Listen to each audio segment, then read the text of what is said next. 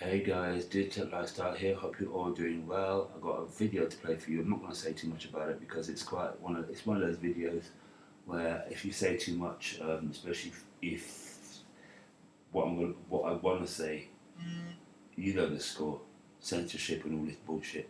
Anyway, right? Listen to what these people are saying because I actually understand where they're coming from. Everything at the moment is a choice of whether people want to believe it or not. Yeah, I'm going to say that we are being fooled in a big way, and that this has happened since 2019, massively so, and so openly so, and yet people are still biting. Anyway, you watch this and make up your own decisions on what you think is happening, but I think it's all a play by play. By officiating the unproven theory that petroleum oil is a non-renewable fossil fuel, the oil companies were able to adjust the price accordingly, all the way into the peak oil scare that foretold the calamity of the world soon running out of oil, which further benefited the industry's oil pricing schemes. The wells never did go dry, and the ones once emptied filled back up. So the science we have today favors the abiotic theory over the fossil fuel theory, which is that oil is a natural, renewable component of our ecosystem. And we see this in our oceans, underwater methane lakes deep beneath the surface, with their own unique, thriving ecosystems.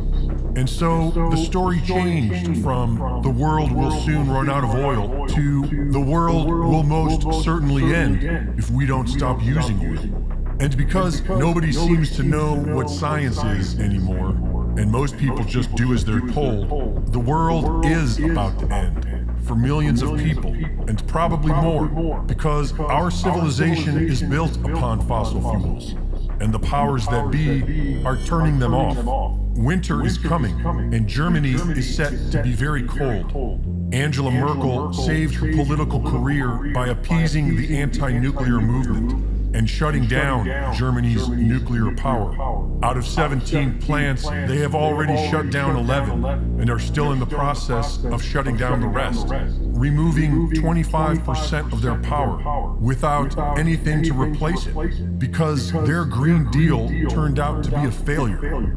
After all the hype, Germany's dependence on fossil fuel is at 76%, so they are temporarily switching back to coal and oil. But that's a real problem, because they've neglected their own fuel industry and become dependent upon Russia's. And the German government would rather have the country freeze to death than buy fuel from Russia. The German economy is based on highly innovative production, which requires a great deal of energy that they no longer produce. And so, running out of fuel will quickly collapse the German economy, which will cause a tsunami of economic destruction throughout the EU and the world.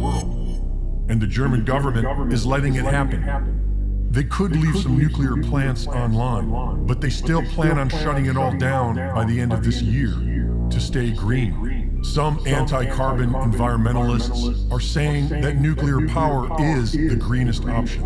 And maybe that's true, but none of their schemes add up. So far, the green agenda has only successfully accomplished making people feel good about themselves while they destroy their own society. The EU and Britain are actually reverting back to burning wood as fuel and claim that it is carbon neutral, which is a lie. Societies have steadily evolved towards a cleaner, more efficient energy, starting from wood, the least clean and efficient, and moving to coal, followed by oil and gas. And now, nearly 40% of Europe's renewable energy is wood, which mostly comes from clear-cutting forests in the United States.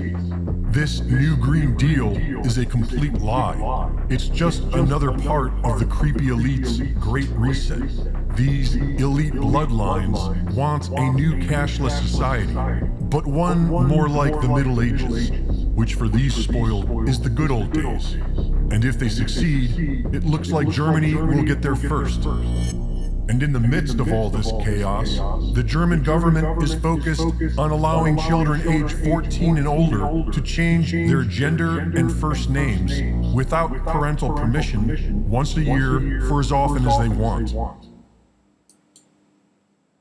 So we're going into a world where, it's been planned. A lot of this, everything, even down to attacking the genders of women and all that kind of stuff, and this trans models and all that bullshit.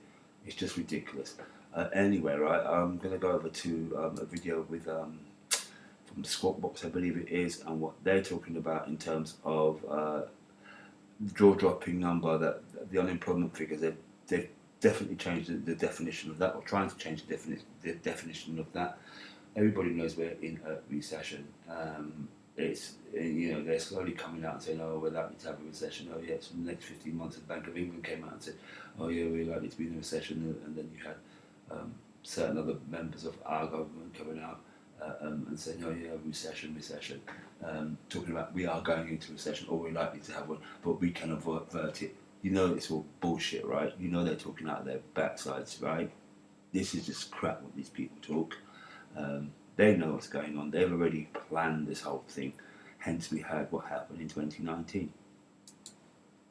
That you were always on the low end of how many jobs we were going to add. Did this surprise you today?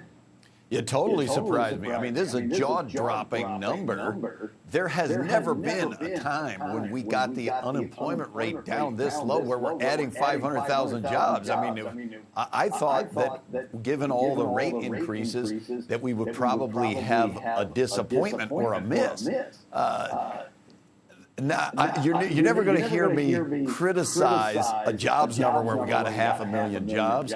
I would highlight there are two areas of not weakness but danger. The first is if you've got GDP shrinking when you're adding jobs at this kind of rate, it has to mean that productivity is going down. And if productivity is going down, what that's going to imply for wages is not great. And so you're probably going to see a continuation of this kind of negative real wage growth. So basically what he's saying there is, in a nutshell, I think the figures are being massaged. And I think this is happening globally in terms of, and especially the Western countries, they are looking to, and they are making sure that people don't get wage rises. It is that simple, because you're getting, if you look at it from a different perspective, as things go up and all that kind of stuff, your money's going down. Whatever your money you had, in terms of what you could have bought last week or the week before, you can't buy it this week because things are so expensive. So not only are they lying about us being in a recession, but they're lying about job figures and all that kind of stuff to lie about us not being in a recession at the end of the day. Anyway, US crypto exchanges are getting a kick in, and this is coming down from Senator Loomis's office, staffers. I'm not going to talk too much about this because this is behind a paywall. And that thing keeps popping up and it's pissed me off so many times already, so I'm not going to really talk about it. What I'm going to do is I'm going to put a link in the description, so there you go. And I have to keep doing that, refreshing it to get rid of it. So by the time I read a piece, it just pops up again. So I'm not going to do that. I'm going to give you guys, I'm going to put a link in the description. You guys can go read it for yourselves, because I'm not going to pay for this. Not when it should be free at the end of the day. And you guys can make up your own mind on that one. And then I'm going to come over with Forbes and what they're saying about the editor of Forbes, what he said, who's afraid of Gary Gensler's Coinbase bracelets for a fight.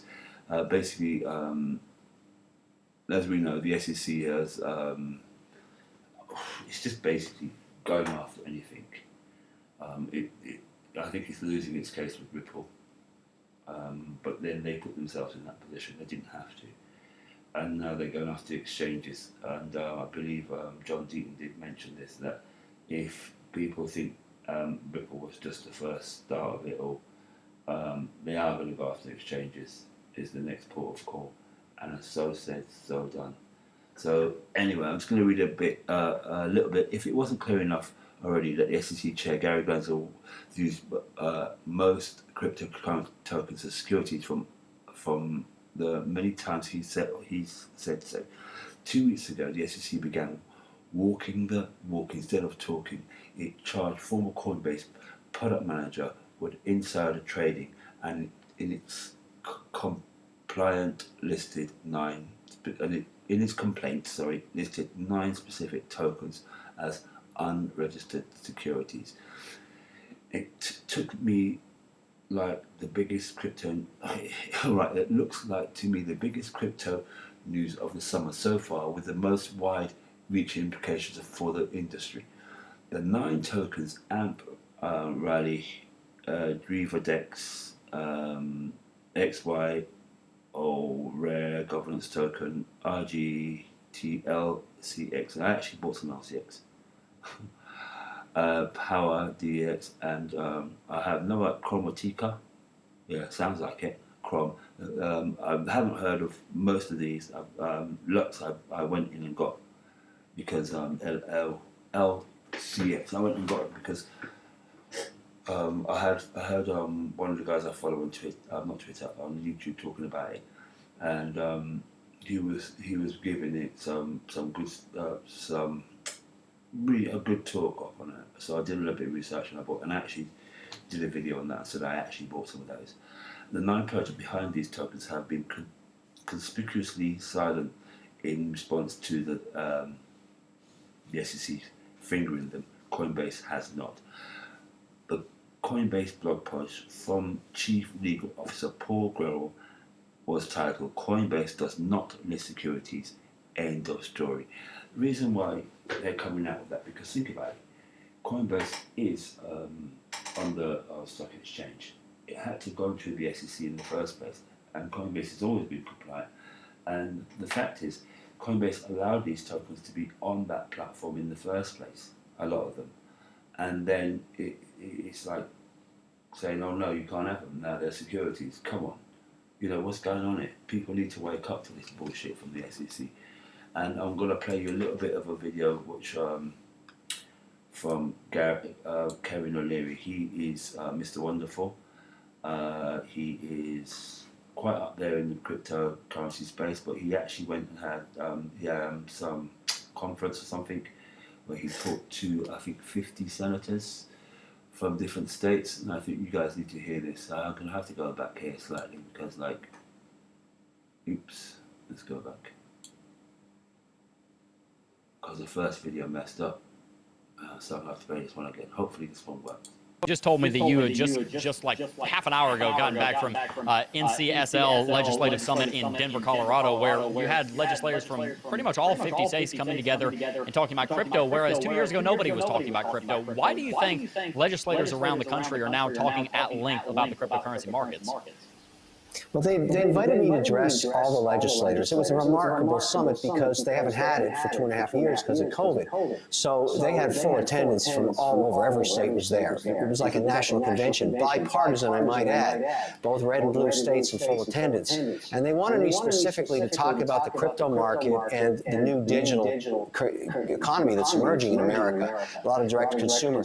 And that was related a lot to data centers. And let me give you the 2 big headlines out of that conference. First of all, crypto and data centers are on the mind of every state. It's gone from nowhere in their policy making to top of the agenda for a bunch of reasons. They're watching what's happening in D.C. with bills from Lumens and Haggerty and Toomey and the discussion on stablecoins, all of that stuff. But the granddaddy asset is Bitcoin. And so what they're asking is, okay, let's just talk about Bitcoin mining, for example. So Bitcoin mining is controversial because of the ESG mandate and the concern about using too much coal-fired electricity to mine that into coin. And I pointed out to them that there are states that have assets that allow you to do it on a clean basis and build data centers, and states that don't. And so let's take the case of New York City. There was a big project going upstate New York, 3 years ago. It was going to be one of the world's largest clean data centers that was being built behind the meter, which means direct power from Niagara Falls. And money was put in the ground. I was an investor in that project. I pointed out to the legislature, I said, look what happened here. We brought in hundreds of millions of dollars to build this, one of the world's largest data centers, and as policy got wonky and unstable, and they started attacking Bitcoin miners, we simply moved it to Norway. With all the money, all the jobs, all the technology, all the opportunity, gone from New York City. At the same time, states like North Dakota, Governor Burgum, he said, hey, listen, why don't you bring that technology from Norway you got and bring it over here? We'll give you an opportunity to do a clean, giant Bitcoin mining / data center. And that's what happened just last week. So there's have states and have not states. And I said, look, I'm just an investor chasing the path of least resistance. Some of you guys get it, some of you guys don't get it. And the states that get it are going to get all the capital, because you're talking about building 300 megawatt facility. That's $500 million. That's a lot of money, and you want those jobs in your state. That's the kind of conversation we were having. So I like what you were saying there in terms of one of the conversations having, two, what happened with them having to take the miners elsewhere, and now they're back. And the problem with the regulations is in certain states. I mean, these are all poignant things. There needs to be sweeping change in terms of regulatory clarity going forward. I think the SEC and the governments, all these governments globally as well, need to just butt their heads together, come up with clear, concise regulations about mining crypto, about what do you know what I mean? The guy wanted to plug it into Niagara Falls. What's wrong with that? What is wrong with these people? And they stopped clean energy to clean it. Anywho, you know what? I'm done with the logic of certain people in power. I'm done, because they just don't think, literally don't think. They've just missed out, some of them, on 50 million. Oh, well, and that could have helped some homeless people. That could have built a couple of hospitals, I'm sure, or something of that nature. It could have done something. Could have fixed the roads in certain places. You don't know. But these people are turning down innovation and turning away money. Idiots. Anyway, last one, and this is about Vechain. Artwood Import-Export launches Thor blockchain security sticker to guarantee authenticity and luxury beverages. I'm going to read it all. I'm just going to go through this bit here. Vechain thought as the world's leading enterprise-grade public blockchain was conceived specifically to resolve trust gaps in data. Blockchain creates a level playing field where any party can review the claim of any independent of another independently, removing the need for intermediaries. For producers and importers of luxury products, digital technologies that can guarantee origin, logistics, trails, legitimacy of a product presents a significant opportunity. Unsurprisingly, the adoption rate of digital tools such as blockchain is rapidly picking up pace. I will leave a link in the description. You guys can go and have a look at it. But you see adoption taking place. Some of these protocols, like I said before, I mentioned Vechain. I think it's in my descriptions. Always, these technologies that are coming on board are going to be used by enterprise companies. You're going to only get the ones that have utility, and you guys need to do your own research into all of this as well yourself. Don't just take my word for it. And I will end up by saying nothing I say or do on this channel is financial advice. I am not here to give you financial. I cannot give you financial advice.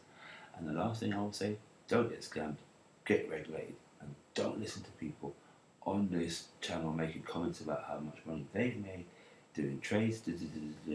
Trade is not for everyone, yeah, and some of these people will be in there trying to scam you. You will not see me leave on my phone number or anything like that nature in these descriptions. Anyway, you guys take care, enjoy your Saturday, and I'll speak to you soon. Remember, don't get scammed, get regulated.